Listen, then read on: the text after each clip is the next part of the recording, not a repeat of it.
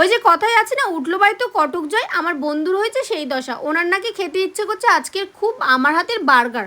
তো ওর কথা তো আমি আর ফেলতে পারি না, তাই ওর জন্য সুন্দর করে বানিয়ে ফেললাম বার্গার। তো প্রথমে আমি শসা, টমেটো, পেঁয়াজ, লঙ্কা, যা যা ইনগ্রিডিয়েন্টস লাগে আর কি সব কিছু সুন্দর করে কেটে নিয়েছিলাম। এখানে একটা আলুর পুর তৈরি করে নিচ্ছিলাম।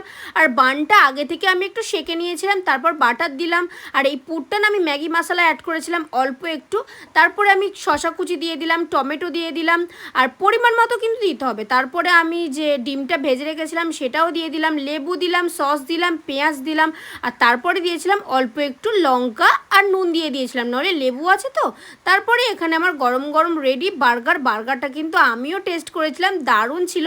আর বার্গারের সাথে বানিয়েছিলাম স্যান্ডউইচ অবশিষ্ট, যেগুলো থেকে গিয়েছিলো। বাড়ির সবাই খুব তৃপ্তি করে খেয়েছে, আর উনিও ভীষণ পছন্দ করেছেন। তোমাদের কেমন লাগলো কমেন্টে কিন্তু অবশ্যই জানিও। ভিডিওটা এই অবধি, তাহলে টাটা।